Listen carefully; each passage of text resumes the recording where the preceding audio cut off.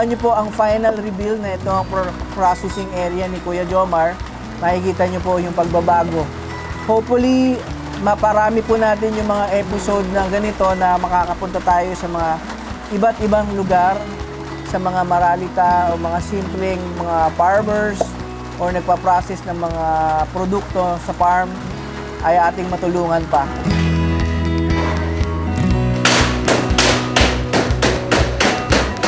Maalman ho ngayon at gawa ng kami hindi nananakbo pa loob. Hindi na ako nadudulas din eh. Malimit ako madapa dito at madulas. Ay ngayon naman hindi na, maalwan na. Ay talagang mas malaki ang pinagkaiba talaga. Gawang ngayon napakaluwang na, tsaka umulan, umaraw, nakakagawa kami ng maayos. Malayong malayo sa dati.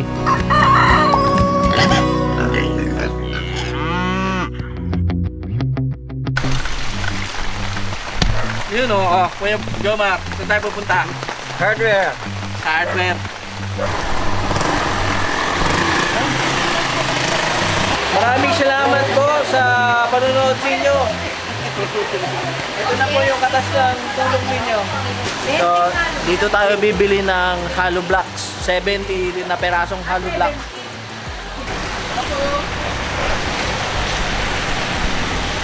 Napakasarap po kasi yun na nga po, matutupad na po yung pangarap nila na mapaayos po yung ano nila, lugar nila po. Salamat din sa mga bashers ha. So ayan po, nakompleto na natin yung mga materyales. Tuloy na po yung renovation ng area ni Kuya Jomar.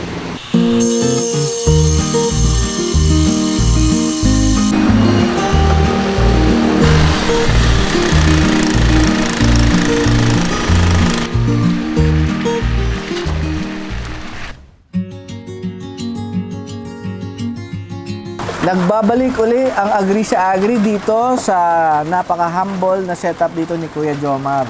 Makikita nyo naman po yung mga bubong dito ay tumutulo na at dahil ito ay hindi sementado, maputik, napaka-challenging po pala sa kanila pag tag-ulan. Kuya Jomar, pag tag-ulan, ano ba nangyayari sa inyo dito? E di, yun nga, pag tag-ulan, e di tigil ang hanap buhay. Gawa nga, hindi kami makagawa. Saka, sabi pa nga, ito na yung sabi pa nga, maraming salamat sa pagbabalik ni Agri sa Agri, ni Sir G. Abangan nyo po ang final reveal na ito ang processing area ni Kuya Jomar. Makikita nyo po yung pagbabago. Hopefully, maparami po natin yung mga episode na ganito na makakapunta tayo sa mga iba't ibang lugar, sa mga maralita o mga simpleng mga farmers or nagpa-process ng mga produkto sa farm ay ating matulungan pa. Kaya marami pa po sana tayong Kuya Jomar na pwedeng matulungan.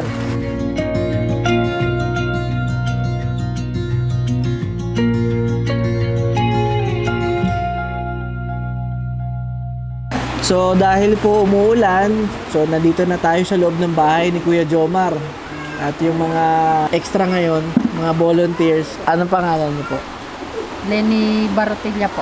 Nandito po tayo sa tahanan na ni Kuya Jomar at para pakita po natin kung gaano ka-humble ang kanilang pamumuhay.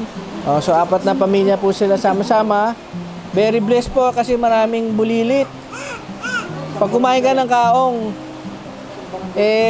makakabukan mga baby. Ang daming baby dito. Ilan? 1, 2, 3, 4, 5, 6. Sama-sama po sila pero masaya. At teamwork, no? Sila po ay 10 taon na daw nangungupahan dito sa bahay. Kaya hindi rin sila masyadong makapag-invest, magpagawa dahil nakapokus din sa pag-improve ng kanilang business sa pag-iirok. Kaya dito ay tulong-tulungan lang daw sila dito. At may bisita pa na galing Mendez at tumulong na rin sa kanilang negosyo. Yan po sana ang magandang ehemplo. Gayahin natin po, no, sa mga bawat Filipino family, no, yung iwasan po natin yung mga toxic family culture dahil sila simpleng buhay, masaya, sama-sama sila. Umuulan, nandito sila ngayon.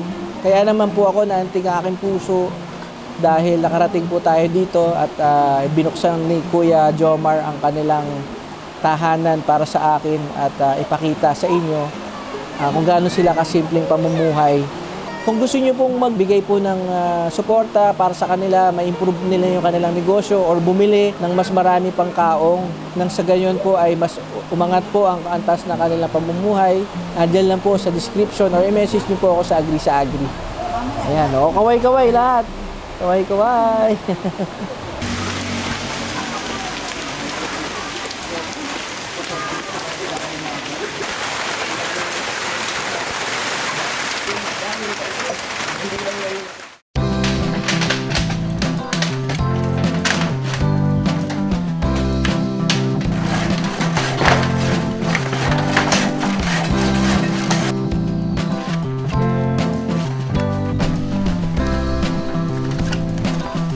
So, busy po sila ngayon. Third day na po. Kahapon, hindi tayo nakapunta dito dahil grabe ang bagyo. Nagtangka pa kami pumunta kahapon dito, kaya lang sobrang lakas talaga, zero visibility. Ang hirap, nakamotor lang po ang inyong lingkod. Kaya umuwi na lang kami sa bahay at nag-send po sila Kuya Jomar ng mga pictures and videos kahit na bumubuhos yung ulan kahapon. Yung mga kaibigan nila, yung shoutout sa mga guardians dyan, yung mga kapatiran nila dito ay talaga nagtutulungan sila. Kaya ngayon, third day na at nakikita na natin ang liwanag. May structure at na-excite din po ako kasi in-extend na nila dito. Definitely exciting po na matapos itong episode na to dahil makikita nyo yung reveal at marami pa palang lilinisin. Excited kami dahil ang estimate namin mga 2 to 3 days magagawa. Pero dahil sa bugso-bugsong ulan at na-overwhelm din sila sa linisan dito, kaya mukhang tatagal pa. So mag-aalat na tayo ng mga ilang araw pa and babalik uli kami dito para ituloy yung plano naming salo-salo dito mismo sa renovated area.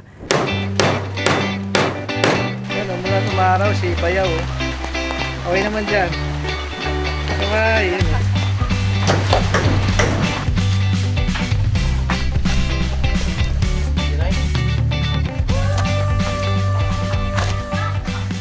Ayan, so papakilala po natin si Christian.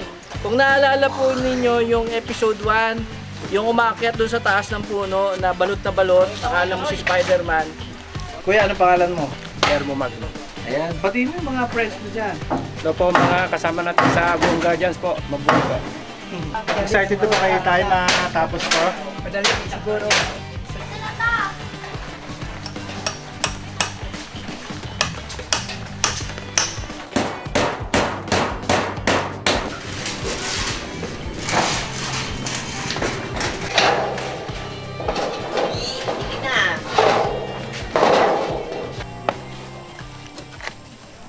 Papakilala natin. Naalala niyo po ba yung kulot?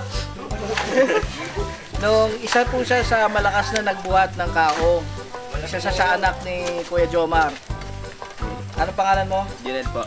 Si Jonel. Yan, Jonel, ilang taon ka na? 17 po. 17. So yan, tumutulong hindi lang sa pag-iirok. Ngayon, paghahalo na rin ng simento para sa papa niya. Ayan. So, face bump.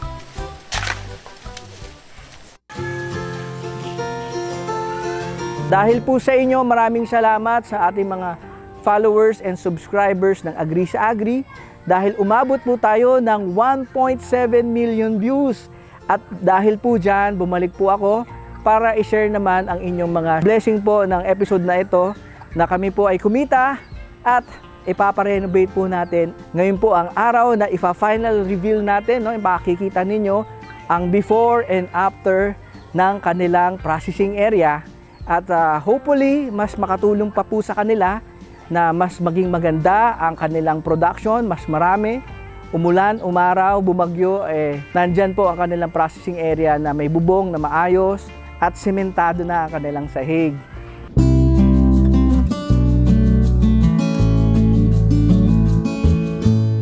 Sa kanilang renovation, no, ang ating nagawang pag-share ng blessing sa kanila, mas lalo pa pong lumago ang kanilang negosyo, mapangalagaan nila yung kanilang production area at patuloy pang mag-improve. At dahil po sa inyo ay nakabalik po tayo dyan at nakapag-share po tayo ng blessing, na renovate, na paglagyan natin ng panibagong bubong, na wala na ng tulo at mas mataas. At syempre ang kagandahan yan, mas mga marami pang senior citizen ang tumutulong nagtatrabaho dito. Kaya importante na napasimento natin yung sahig at hindi na sila masyadong may risk na madulas. Mas lalo na ngayon dahil mas na-expand natin ng onte at simentado na yung sahig, mas madali po na silang gumawa.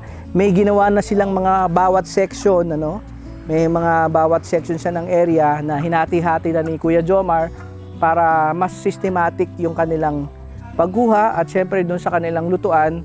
Napapansin nyo, hindi na ho natin pinalitan yung drum dahil yan naman kahit anong gawin natin, mangingitim, masusunog yan. Yan po ang pinakalutuan. Pagkakuha natin, pagka-harvest natin sa farm, dadalhin dyan. Dyan po ang unang process, pakukuluan po dyan. Pagtapos tigpasin, pakukuluan naman nila. So ang importante natin pinalitan, yung kanilang mga maliliit na planggana o kasirola o mga planggana, ginawa na po nating aluminum. Mapapansin nyo, yung mga dating plastic na ginamit, dinispatcha na nila. At ang kanilang ginagamit na ngayon na lagyanan ng mga nasusungkit na mga kaong ay aluminum na. Madaling linisin at kitang-kita nyo naman agad ang dumi. So, mas ma-encourage sila, mas mapapansin nila na madumi na lilinisin. At mas hygienic, At na-briefing na natin sila na mas mag-commit sa standards ng kalinisan pagkatapos ng process. Magbalnaw sila, malinis yung kanilang sahig, wala na masyadong putik. At gayon din ang kanilang mga gloves at kanilang mga panungkit ay hinuugasan.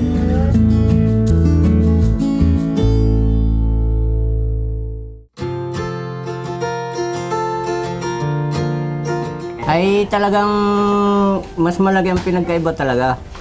Gawang ngayon napakaluwang na, tsaka umulan, umaraw, nakakagawa kami ng maayos. Malayong malayo sa dati. Awa ng Diyos, talagang baka sakali magtuloy-tuloy yung aming gawa. Kahit may mga ulan na dumating at okay na yung aming gawaan. Hindi katulad dati, pag umuulan, tigil yung aming gawa. Takbo na sa loob at maputik. Ngayon, okay na. Bago na mga bubong, simintado lahat. Natutuwa na ako kasi luminis na Hindi po katulad dati na kapag ulan, nandun sa loob gumagawa. Tsaka madali linisin ngayon. Madali kami maglinis. Dali maglinis ng basura kisa noon. Napakaganda. Tsaka di na mahirap maggawa ng irok. Maputik. Ngayon hindi na. Tinutuluan kami dati. Maganda ho ngayon kaysa noon kasi ngayon nakakagawa ng maayos. Ay, maawa no, ngayon maganda at nakakapag-irok ho kami kahit tag-ulan. Hindi kami nababasa, dati tulo, ang ngayon hindi na. Dati putik, ngayon hindi na putik. Hindi na kami padulas-dulas dyan. Hindi na ako nahuhulog sa kanan. Dati kami putik na putik, lagi kami nababasa. Ngayon hindi na, maganda na. Maalman ho ngayon at gawa nang kami hindi nananakbo pa loob. Hindi na ako nadudulas din Malimit ako madapa dito at madulas. Ngayon naman hindi na, maalwan na. Malaking-malaki ho talaga ang pinagbabago kaysa noon. Makakagawa ho kami ng mas marami ngayon. Kahit naulat na bagyo, basta't mayroong irok dito, nakakagawa kami, tuloy-tuloy ang gawa namin. Isa po sa pinakamagandang aking napansin dito talaga, kung gaano ka-bonded yung kanilang mga pamilya at kanilang mga kapitbahay na nagtutulungan. Nakaka-inspire makita ang ganitong community, na nagsama-sama sila, nagtulong-tulong para palaguin ang negosyo at sila ay mahigit 10 taon na daw nagpo-proseso dito. Imagine niyo yung simpleng ganitong negosyo nakapagbigay ng trabaho para sa mga kapitbahay ni Kuya Jomar at gayon din sa kanyang kapatid, sa kanyang bilas at ito po ay patuloy nilang ginagawa.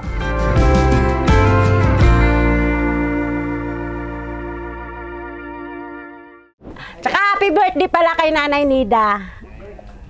Sakto po ang ating pag-reveal ng medyo na-renovate natin na production area ni Kuya Jomar. Birthday pa ni Nanay. Kaya dahil dyan, kakanta kami ng 1, 2, 3! Happy birthday to you! Happy birthday to you! Happy birthday! Happy birthday! Happy birthday to you! Kaya salamat sa lahat ng mga tumulong kay Sir G. Agray sa Agray, maraming salamat. Sa mga viewer, maraming salamat dahil sa inyo. Ito na kami ngayon. Thank you sa inyo. Saka salamat po kay Tito J. Sana po suportahan nyo kami lagi.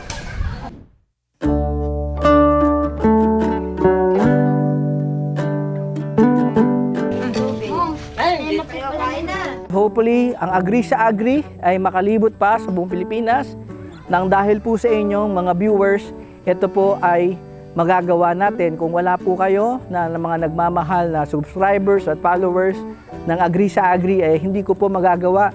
Yung first time na ako po ay talagang nag-share ng ganito dahil talagang maganda po ang ibinalik din ninyo. Dahil nanood kayo ng husto, na-inspire po tayong lahat sa kanilang buhay na simple pero masaya. No? Nawa po sana lahat po ng content ng Agri sa Agri ay inyong tutukan at tulungan na dumami ang views nang sa gayon, mas magkaroon po ako ng kakayahan na mas maglibot, makapili po ng mga farmers natin na ganito na may talagang kailangan ng suporta. At yan po ang advocacy natin na not just by producing content for myself sa ating community, but also magkaroon tayo ng chance, no, na makapag-give back sa community. No? Hindi lang po sa paggawa ng content, mag-share ng kaalaman sa inyo. Kung hindi po, yung mga revenues po ng Agri sa Agri ay mas lalo pang yumabong nang hopefully ay mas makarami tayong matulungan ng mga farmers or mga kaibigan natin. So kung ano man ang kanilang pangangailangan pagdating sa sector ng agriculture, makinarya, improvements sa kanilang processing area, makayanan po ng inyong lingkod na magbigay din sa kanila ng suporta paunti-unti. Patuloy nyo po kasanang subaybayan at may mga mabubuting puso dyan at nawa po'y pagkatiwalaan din ninyo ang inyong lingkod na i-share yung blessings ninyo at makikita nyo naman well documented po ang ating mga pagkakawang gawa kung kayo ay magpapadala, mag-share ng inyong blessings. Nandyan lang po ang ating Facebook page. Message lang kayo sa Agri sa Agri Facebook page. Agri ba kayo sa Agri? Agri!